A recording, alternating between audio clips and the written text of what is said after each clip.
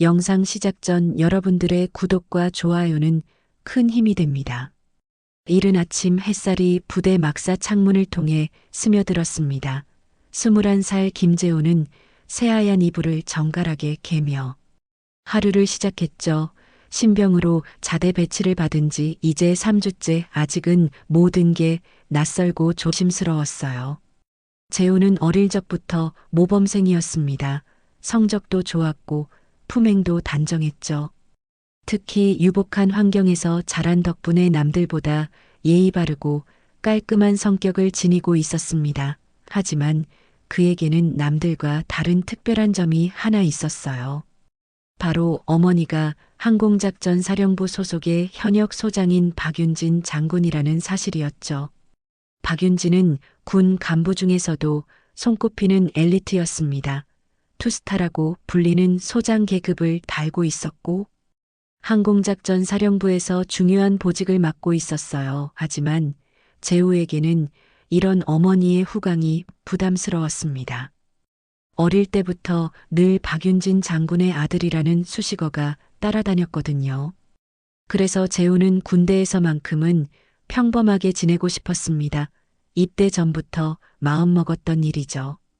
일부러 어머니의 신분을 완전히 숨기기로 결심했어요. 동기들에게도 소대장에게도 그 누구에게도 말하지 않았습니다. 그냥 평범한 집안의 평범한 아들로 지내고 싶었거든요. 부대는 겉으론 평화로워 보였습니다.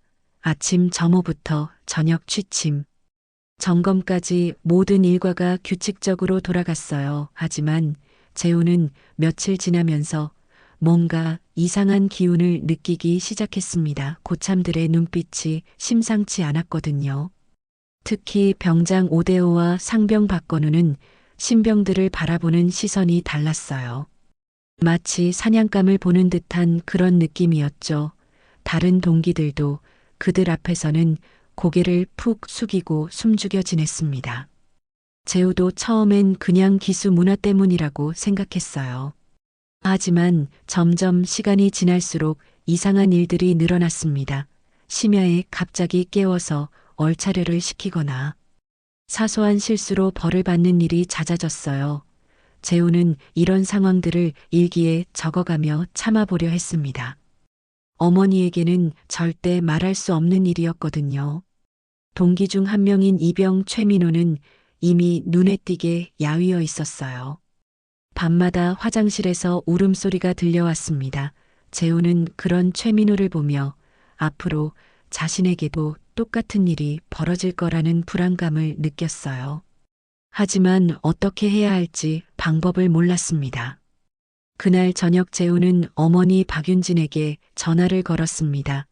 목소리만 들어도 마음이 편해질 것 같았거든요.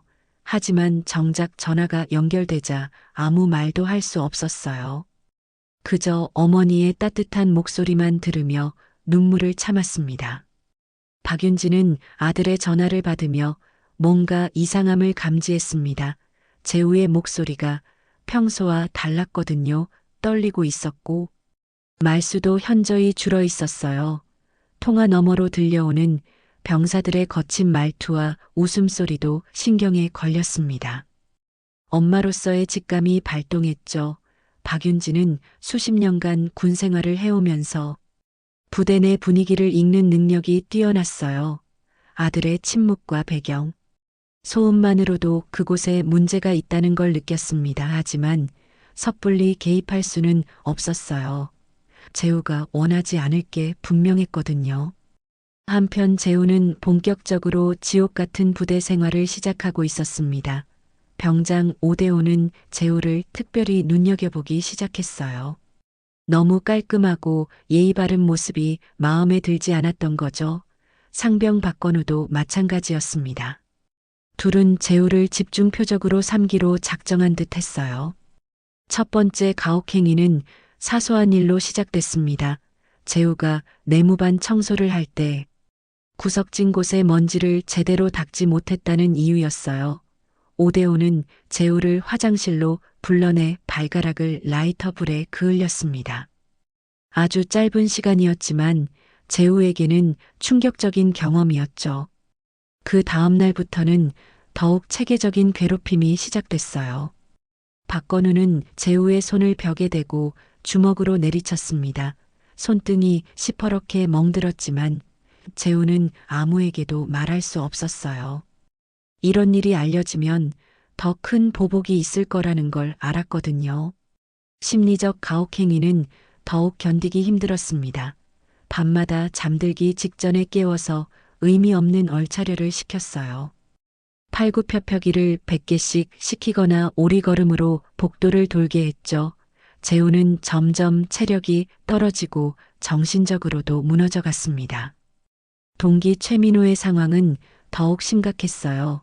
어느 날 밤 화장실에서 면도날을 손목에 대고 있는 모습을 재우가 발견했습니다. 재우는 급히 최민호를 말렸지만 자신도 언젠가는 그런 상황에 처할지 모른다는 공포감에 떨었어요. 의무실에 가보려 했지만 소용없었습니다. 의무병조차 괜히 일 커지게 만들지 말라며 회피했거든요. 부대 전체가 이런 일들을 묵인하고 있다는 걸 깨달았습니다. 재우는 절망감에 빠져들었어요. 그날 밤 재우는 화장실에서 조용히 오열했습니다. 어머니의 얼굴이 떠올랐지만 도저히 말할 수 없었어요. 박윤진 장군의 아들이 이런 일을 당한다는 게 알려지면 어떻게 될지 상상할 수 없었거든요. 하지만 동료 병사 하나가 그 모습을 목격했습니다. 이병 송지훈이었어요. 송지훈은 재우의 모습을 보며 마음이 흔들렸습니다. 자신도 비슷한 경험을 했지만 아무도 도와주지 않았거든요. 하지만 재우만큼은 도와주고 싶다는 생각이 들었어요. 그래서 조용히 재우에게 다가가 어깨를 토닥여줬습니다. 재우는 송지훈의 따뜻한 손길에 더욱 울음이 터져 나왔어요. 이런 지옥 같은 곳에도 따뜻한 마음을 가진 사람이 있다는 게 위로가 됐습니다. 송지훈은 재우에게 말했어요. 혼자 견디지 말고 누군가에게는 도움을 요청하라고 말이죠. 박윤진은 며칠째 아들의 이상한 변화를 지켜보고 있었습니다. 전화 통화 때마다 재우의 목소리는 더욱 작아졌고 말수도 줄어들었어요. 군 생활의 어려움이라고 넘어가기에는 뭔가 심상치 않았죠. 수십 년간 쌓아온 군인으로서의 직감이 경고음을 울리고 있었습니다. 그러던 어느 날 박윤진은 정보망을 통해 충격적인 소식을 듣게 됐어요. 재우가 속한 부대에서 병사 한 명이 자해 시도를 했다는 보고였습니다. 다행히 큰 사고로 이어지지는 않았지만 군 수사기관에서 조사에 착수했다고 했어요. 박윤진의 가슴이 철렁 내려앉았습니다. 박윤진은 즉시 군 인사과에 조용히 문의했습니다. 직접적으로 아들 이름을 거론하지는 않았지만 해당 부대의 상황을 파악해 보려 했어요. 인사과 담당자는 최근 그 부대에서 몇 건의 이상 징후가 포착됐다고 귀띔해줬습니다.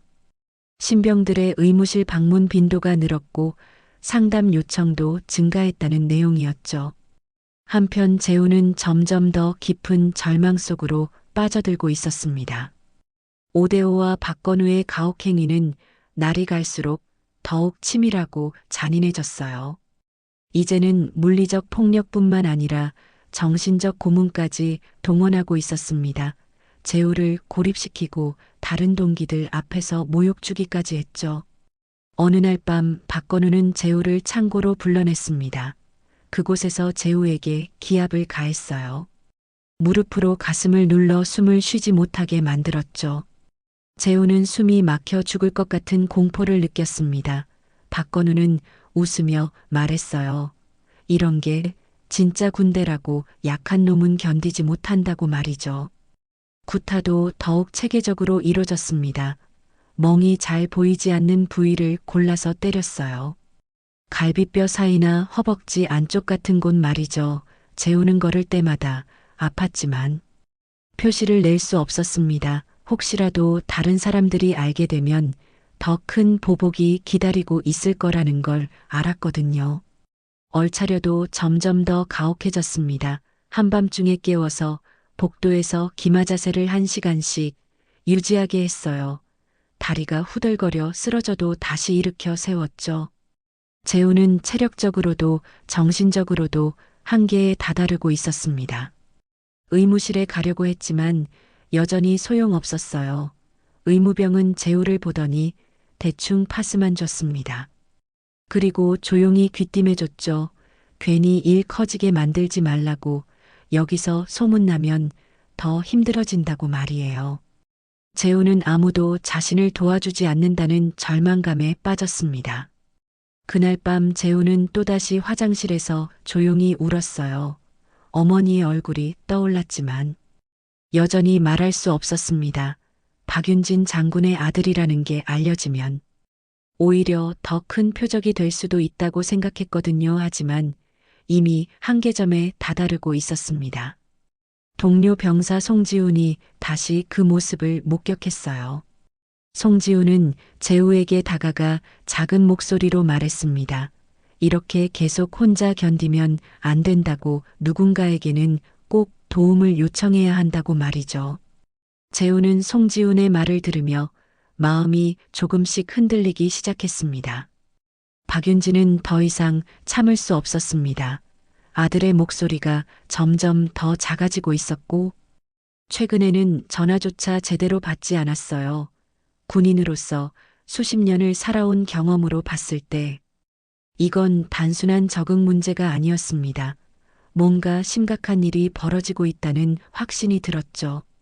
마침내 박윤진은 결단을 내렸습니다. 신분을 밝히지 않은 채 정복을 입고 부대로 직접 향했어요.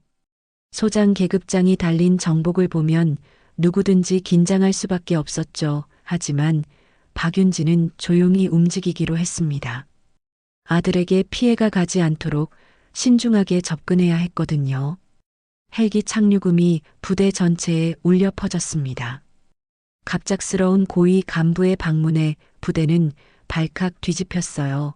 부대장이 급히 달려나왔고 박윤진 소장의 모습을 본 순간 얼굴이 새하얗게 변했습니다. 박윤진 소장님께서 직접 오시다니, 이런 일은 정말 이례적이었거든요. 박윤진은 부대장에게 차분하게 말했습니다. 오늘 이 부대를 점검하러 왔다고, 특별한 이유는 없으니 평소처럼 업무를 진행하라고 했어요. 하지만 그 말투에는 범상치 않은 기운이 서려 있었습니다. 부대장은 식은땀을 흘리며 안내에 나섰죠. 박윤진은 중대장과 주임원사 그리고 대대장을 모두 호출했습니다. 회의실에 모인 간부들은 모두 긴장한 표정이었어요. 박윤진은 그들을 차례로 바라보며 말했습니다. 오늘부터 이 부대의 지휘 책임을 자신이 질 것이라고 명확하게 선언했어요. 부대 내 대대적인 병력 면담이 시작됐습니다. 박윤진은 직접 병사들을 하나하나 만나기 시작했어요. 처음에는 모든 병사들이 경직된 모습이었지만 박윤진의 따뜻하고 진솔한 태도에 점점 마음을 열기 시작했습니다. 특히 신병들은 그동안 숨겨왔던 이야기들을 조금씩 털어놓기 시작했죠. 재우는 어머니가 부대에 왔다는 소식을 듣고 충격에 빠졌습니다. 어떻게 이곳에 오게 됐는지 이해할 수 없었어요. 자신이 어머니의 신분을 완전히 숨겨왔다고 생각했는데 결국 들통이 난 것일까요? 재우는 불안과 걱정으로 가득 찼습니다. 드디어 박윤진과 재우가 마주하게 됐어요. 면담실에서 둘만 남겨진 순간 박윤진은 처음으로 소장이 아닌 어머니의 모습을 보였습니다. 재우를 바라보며 눈물을 글썽였어요. 그리고 조용히 말했습니다. 엄마로서 미안하다고, 아들을 지켜주지 못해서 정말 미안하다고 말이죠. 재우는 어머니의 모습을 보며 복잡한 감정에 휩싸였습니다. 한편으로는 구원받은 것 같은 안도감이 들었지만 다른 한편으로는 부끄러움과 자책감이 밀려왔어요. 자신이 약한 모습을 보인 것 같아서 견디기 힘들었습니다. 그래서 박윤진에게 그냥 나가달라고 말했죠. 하지만 박윤진은 흔들리지 않았습니다. 아들의 상처받은 모습을 보며 더욱 확신했어요. 이 부대에서 분명히 심각한 일이 벌어지고 있다는 것을 말이죠. 박윤진은 재우에게 말했습니다. 지금은 엄마와 아들이 아니라 상급자와 부하의 관계라고 정확한 상황 보고를 요구한다고 했어요. 재우는 어머니의 단호한 말투에 마음이 흔들렸습니다. 그동안 혼자 견뎌왔던 모든 것들이 한순간에 무너져 내리는 느낌이었어요. 하지만 아직도 망설여졌습니다. 이런 일이 알려지면 동기들은 어떻게 될까요? 자신 때문에 부대 전체가 뒤집어질 수도 있다는 생각이 들었거든요. 재우는 처음엔 어머니에게 그냥 나가달라고 했지만 마음 깊은 곳에서는 안도감이 밀려왔습니다. 그동안 혼자 견뎌왔던 모든 고통이 한순간에 터져 나올 것만 같았어요. 하지만 여전히 두려웠습니다. 자신 때문에 동기들이 더 힘들어질 수도 있다는 생각 때문이었죠. 박윤진은 아들의 복잡한 마음을 이해했습니다. 하지만 더 이상 방치할 수는 없었어요. 재우의 야윈 모습과 움츠러든 어깨를 보며 가슴이 미어졌습니다. 소장으로서의 책임감보다는 어머니로서의 본능이 먼저 작동했어요. 면담을 마치고 나온 박윤진은 부대 전체를 더욱 자세히 살펴보기 시작했습니다. 병사들과의 개별 면담에서 충격적인 사실들이 하나둘씩 드러났어요. 신병들 대부분이 크고 작은 가혹행위를 경험하고 있었습니다. 특히 오대호와 박건우의 이름이 계속해서 언급됐죠. 박윤진은 이병 송지훈과도 면담을 했습니다. 송지훈은 처음엔 말을 아꼈지만 박윤진의 진심 어린 태도에 마음을 열었어요.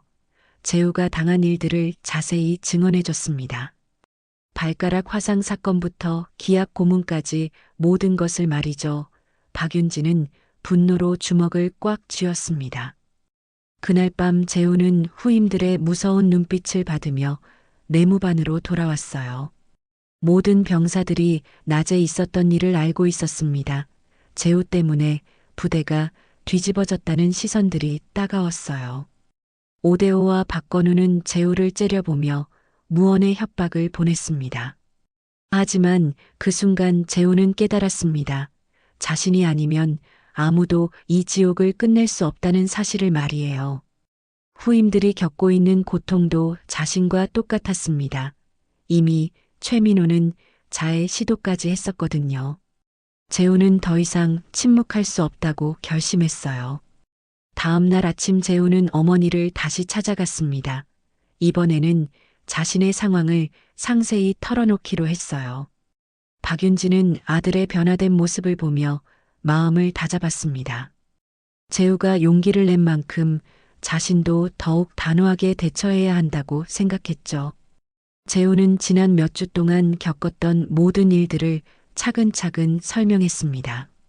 발가락을 태운 일부터 시작해서 주먹으로 맞은 일, 기압으로 숨을 막힌 일까지 빠짐없이 말했어요. 박윤진은 아들의 이야기를 들으며 분노와 자책감에 휩싸였습니다. 특히 재우가 의무실에 도움을 요청했지만 거절당한 이야기를 들었을 때 박윤진의 분노는 극에 달했어요. 이건 단순한 가혹행위가 아니라 조직적인 은폐였습니다. 부대 전체가 이런 일들을 묵인하고 있다는 뜻이었거든요. 박윤진은 재우의 증언을 바탕으로 정식 보고서를 작성하기 시작했습니다. 모든 증거를 수집하고 관련자들의 진술을 받았어요. 그리고 이를 상부에 보고하기로 결정했습니다. 이미 돌이킬 수 없는 강을 건넌 셈이었죠. 재우는 어머니의 모습을 보며 안도감과 함께 두려움도 느꼈습니다. 이제 정말로 모든 게 바뀔 것 같았어요. 하지만 한편으로는 걱정도 됐습니다. 자신 때문에 어머니까지 힘들어하는 모습을 보니 마음이 아팠거든요. 박윤진은 재우에게 말했습니다. 이제부터는 혼자가 아니라고 엄마가 끝까지 함께할 것이라고 했어요. 그리고 약속했습니다. 이런 일이 다시는 일어나지 않도록 반드시 바꿔놓겠다고 말이죠. 재우는 어머니의 든든한 말에 처음으로 희망을 느꼈습니다. 박윤진이 상부에 올린 정식 보고서는 군 전체에 충격파를 일으켰습니다. 항공작전 사령부 소장이 직접 작성한 가혹행위 고발장이었거든요. 군 수사단이 즉시 투입됐고 본격적인 수사가 시작됐어요. 부대는 하루아침에 수사기관의 조사 대상이 되었습니다. 수사 과정에서 충격적인 사실들이 속속 드러났어요. 상병 박건우는 과거 타부대에서도 징계 이력이 있었습니다. 신병 가혹행위로 2차례나 처벌받았던 전력이 있었거든요. 하지만 이런 사실이 제대로 공유되지 않아 또다시 같은 일을 반복하고 있었던 거죠. 더욱 놀라운 건 주임원사의 역할이었습니다. 주임원사는 박건우의 과거 이력을 알고 있었음에도 불구하고 이를 묵인하고 있었어요. 오히려 신병들의 고발을 무마하려고 했던 정황까지 드러났습니다. 조직을 위해 개인을 희생시키는 전형적인 사례였죠. 중대장의 무책임함도 도마 위에 올랐습니다. 형식적인 교육만 반복하며 실질적인 조치는 전혀 하지 않았어요. 신병들의 이상 징후를 파악했으면서도 적절한 대응을 하지 않았던 거죠. 심지어 의무병에게 일 커지지 않게 조용히 처리하라고 지시했다는 사실까지 밝혀졌습니다. 수사관들은 제우뿐만 아니라 다른 피해 병사들과도 면담을 진행했어요. 최민호는 자해 시도까지 했던 이유를 상세히 증언했습니다. 송지훈도 목격한 모든 사실들을 진술했죠. 피해자들의 일관된 증언으로 사건의 전모가 명확하게 드러났습니다. 의무실 기록도 중요한 증거가 됐어요. 신병들의 의무실 방문 빈도가 평소보다 3배나 늘어났다는 사실이 확인됐습니다. 하지만 정작 치료 기록은 제대로 남겨지지 않았어요. 의도적으로 은폐하려 했다는 증거였죠. 박건우와 오대호는 수사 과정에서 처음엔 모든 혐의를 부인했습니다. 군기 확립을 위한 정당한 지도였다고 주장했어요. 하지만 구체적인 증거들이 제시되자 더 이상 변명할 수 없었습니다. 결국 대부분의 혐의를 인정하게 됐죠. 수사 결과가 발표되자 군 전체가 발칵 뒤집혔습니다. 부대 간부 4명이 전원 보직 해임 조치를 받았어요. 주임원사는 전역 처리됐고 중대장과 대대장은 좌천됐습니다. 박건우와 오대호는 군사법정에 회부돼 실형을 선고받았죠. 박윤진은 이 사건을 계기로 공식 기자회견을 열었습니다. 언론들이 모여든 가운데 박윤진은 담담하게 말했어요. 내 아들도 병사라고 내 아이만의 문제가 아니라 모든 병사에게 적용돼야 할 권리라고 했습니다. 소장이라는 계급장보다 어머니라는 이름이 더 소중하다고 밝혔죠. 기자회견에서 박윤진은 군 내 가혹행위 근절을 위한 구체적인 방안도 제시했습니다. 신병보호 프로그램 확대와 익명신고 시스템 구축, 그리고 간부들에 대한 인권교육 강화 등이었어요. 무엇보다 피해자를 보호하는 시스템이 우선되어야 한다고 간조했습니다. 재우는 어머니의 기자회견을 지켜보며 복잡한 감정을 느꼈어요. 자랑스러우면서도 부담스러웠습니다. 어머니가 자신 때문에 이렇게 큰 결단을 내린 것에 대해 고마우면서도 죄송한 마음이 들었거든요. 하지만 이제는 더 이상 혼자가 아니라는 안도감이 컸습니다. 사건이 사회적 이슈가 되면서 군 전체의 인식 변화도 시작됐어요. 가혹행위를 당연시하던 기존의 악습들이 하나둘씩 사라지기 시작했습니다. 박윤진의 용기 있는 행동이 변화의 출발점이 된 셈이었죠. 국방부는 이 사건을 계기로 정군의 신병보호 프로그램을 대대적으로 도입했습니다. 박윤진의 제안이 정책으로 반영된 것이었어요. 익명신고 시스템이 구축됐고 신병들을 위한 상담 프로그램도 확대됐습니다. 무엇보다 가혹행위 가해자에 대한 처벌 수위가 크게 강화됐죠. 재우는 가혹행위를 당한 동기들과 함께 회복 프로그램에 참여하기 시작했어요.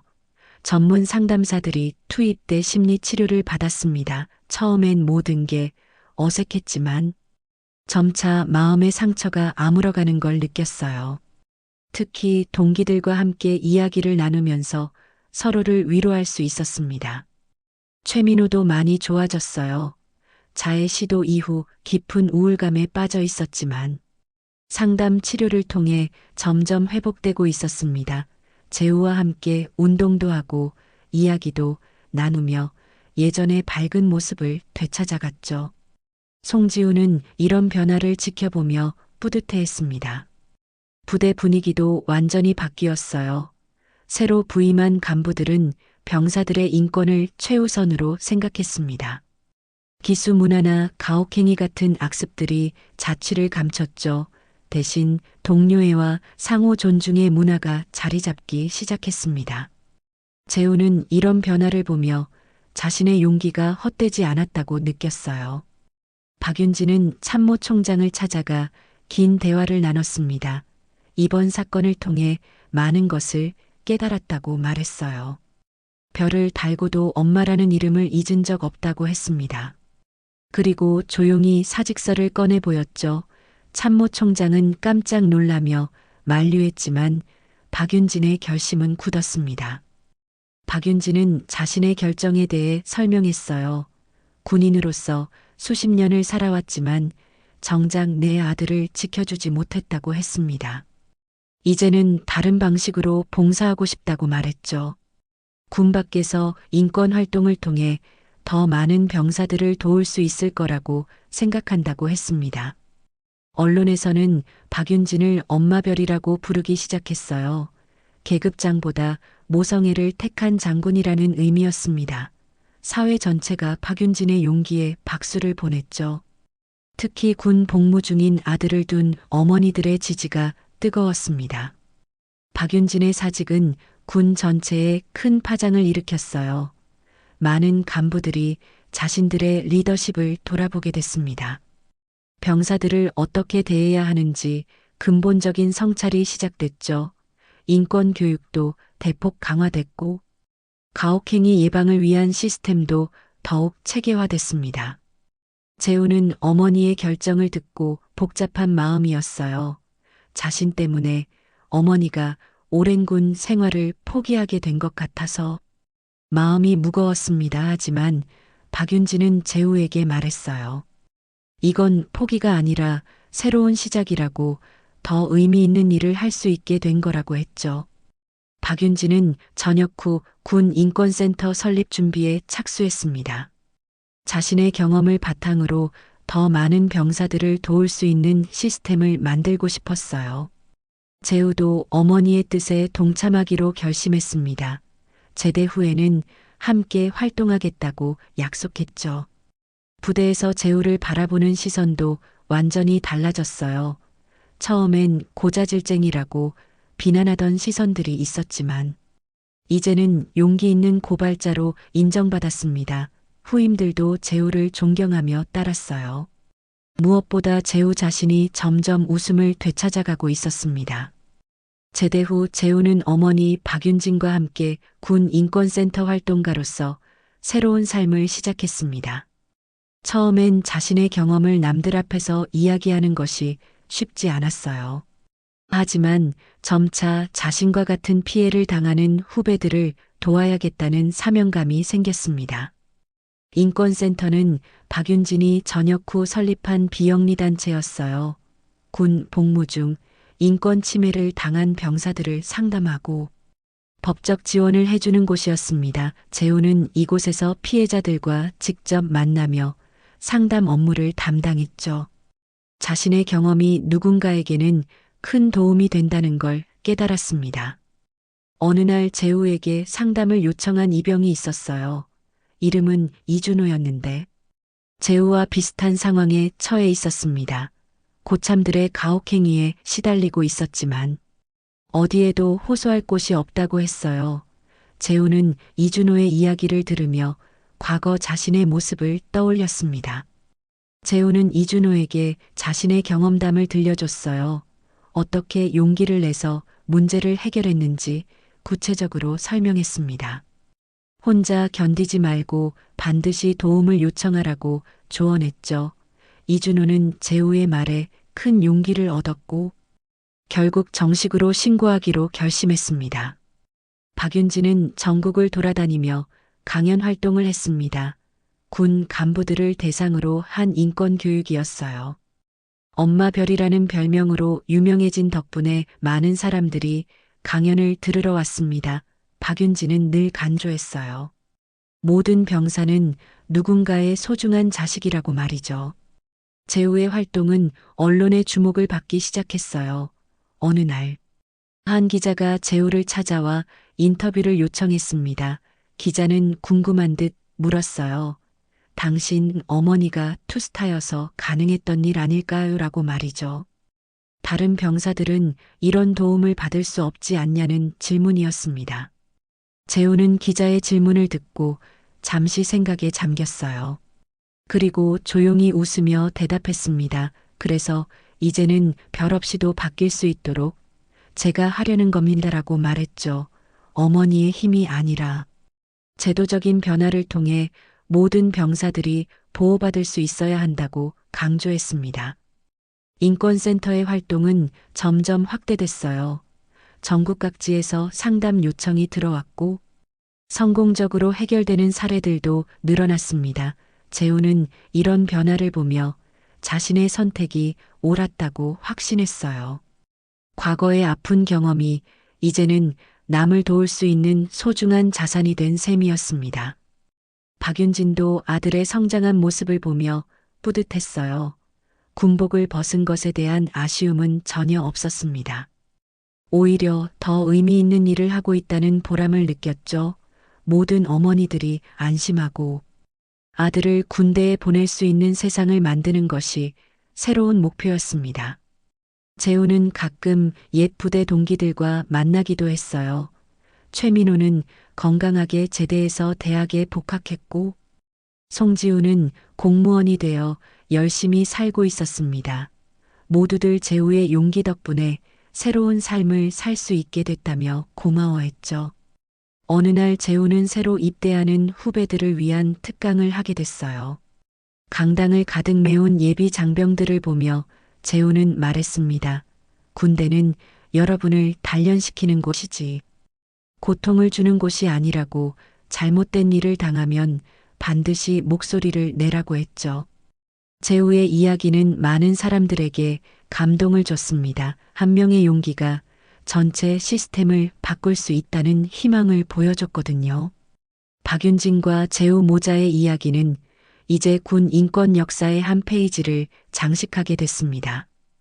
별이 뜨면 모두가 숨죽이던 시대는 이제 끝났어요.